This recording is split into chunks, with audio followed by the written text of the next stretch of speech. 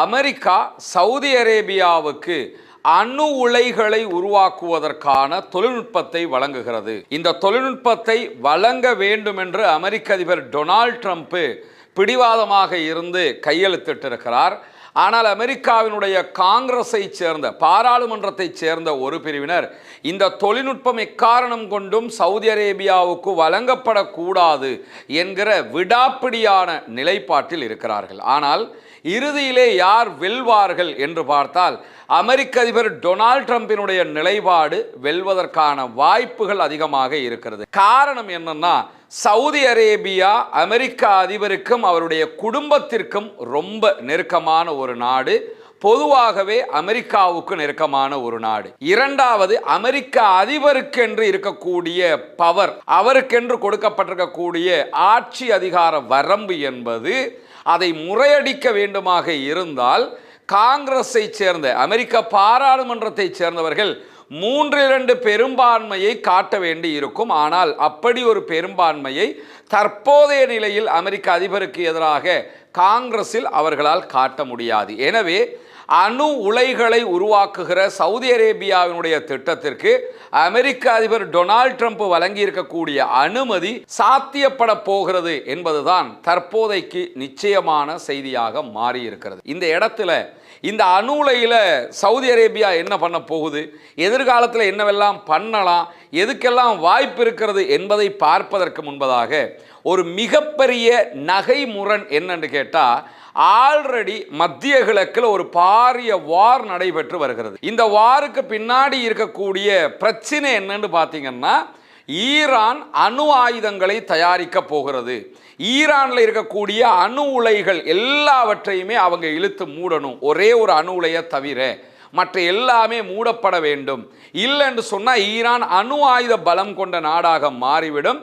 Iran யுரேனியத்தை செறிவூட்டுகிறது, புளூட்டோனியத்தை மறுசுழற்சி செய்து கொண்டிருக்கிறது. இதுதான் ஈரான் அணு ஆயுதத்தை தயாரித்து விடும் என்கிற அச்சத்தையே சர்வதேச நாடுகளுக்கு உண்டாக்கிய ஒரு அம்சமாக இருக்கக்கூடிய நேரத்தில் அதே போன்ற எல்லா அனுமதிகளோடும் ஈரானுக்கு எதை செய்யக்கூடாதுன்னு அமெரிக்காவுடைய நேச நாடுகளும் சொல்கிறார்களோ அதை அப்படியே சவுதி அரேபியா செய்வதற்குரிய அனுமதியோடு இந்த ஒப்பந்தம் கையெழுத்திடப்பட்டிருக்கிறது. இதுதான் இப்போ இருக்கக்கூடிய டாக் ஆஃப் த சிட்டியாக ஒரு மிகப்பெரிய பேசுபொருளாக மாறியிருக்கு. இது தொடர்பான பல செய்திகளை அமெரிக்காவினுடைய தி நியூயார்க் டைம்ஸ், அதே போன்று அமெரிக்காவின் வால் ஸ்ட்ரீட் ஜேர்னல் ஆகிய பிரபல செய்தி நிறுவனங்கள் இரண்டும் வெளியே கொண்டு வந்திருக்கின்றன. இந்த நிலையில தான் என்ன நடக்க போகிறது சவுதி அரேபியாவுக்குள், சவுதியோடு அமெரிக்கா செய்து கொள்ளுகிற ஒப்பந்தம் என்ன, இந்த ஒப்பந்தத்தினால் என்ன நடக்க போகிறது என்கிற கேள்விகள் தற்போது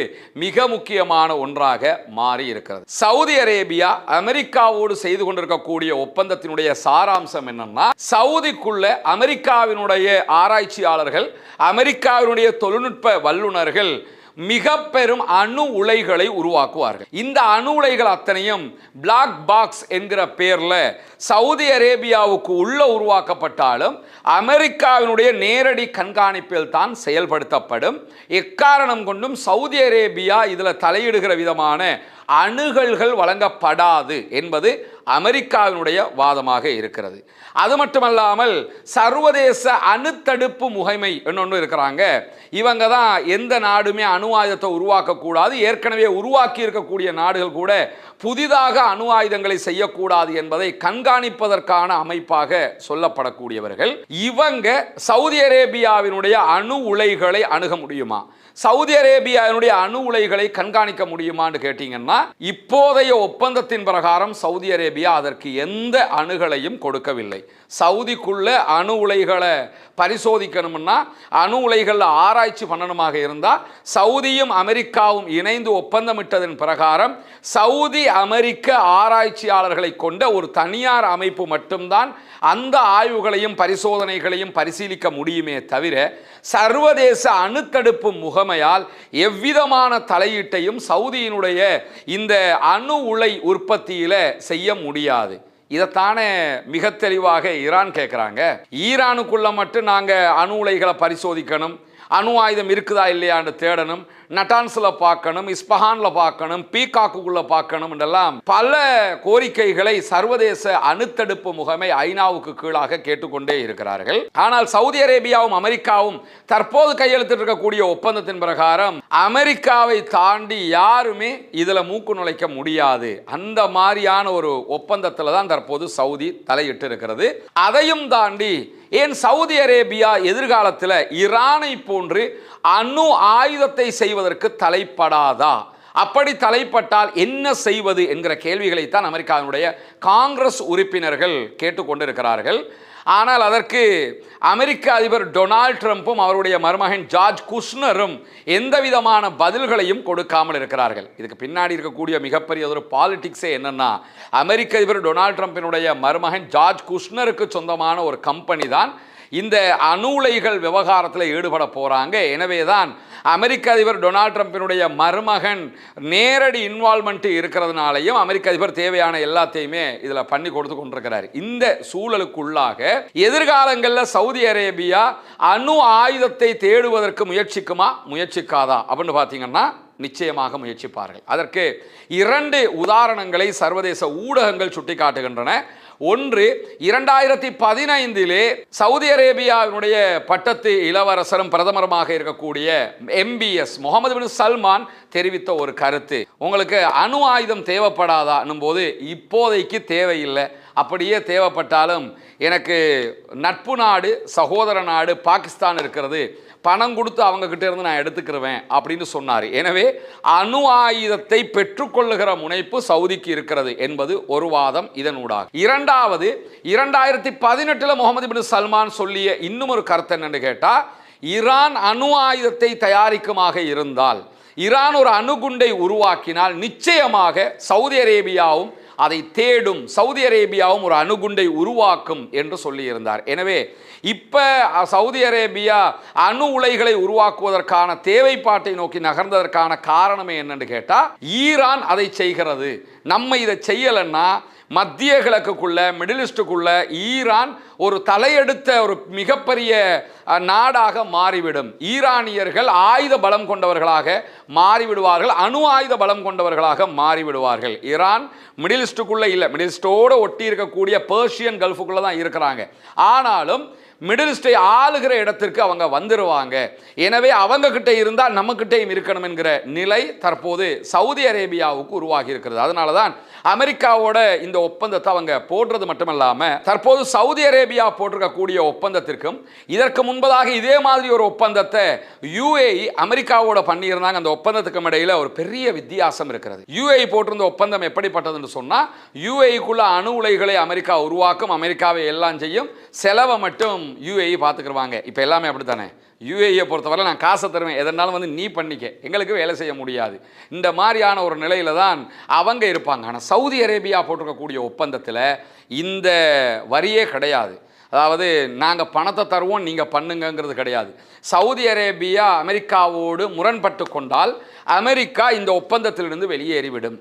அமெரிக்கா வெளியேறி 10 ஆண்டுகளுக்கு சவுதி அரேபியாவால் எந்த விதமான யுரேனிய செறிவூட்டல்களையும் செய்ய முடியாது என்பதுதான் ஒப்பந்தத்தில் இருக்கிறது. 10 ஆண்டுகளுக்கு பிறகு சவுதி அரேபியா யுரேனியத்தை செறிவூட்டலாம், புளுட்டோனியத்தை சவுதி அரேபியா மீள் மறுசுழற்சி செய்ய முடியும். புளுட்டோனியத்தை மீள் மறுசுழற்சி செய்யறதுன்னா என்னன்னு கேட்டா, பயன்படுத்தப்பட்ட அணு உலையில் பயன்பாட்டுக்கு எடுக்கப்பட்ட எரிவூட்டப்பட்ட பொருட்களை புளுட்டோனியத்தை மீண்டும் அவங்க மீள் சுழற்சி பண்ணி திரும்ப எடுத்துக்கிடுவாங்க. இந்த ரெண்டையும் பண்ணினா மட்டும்தான் அணு ஆயுத தயாரிப்பை நோக்கி நகர முடியும்.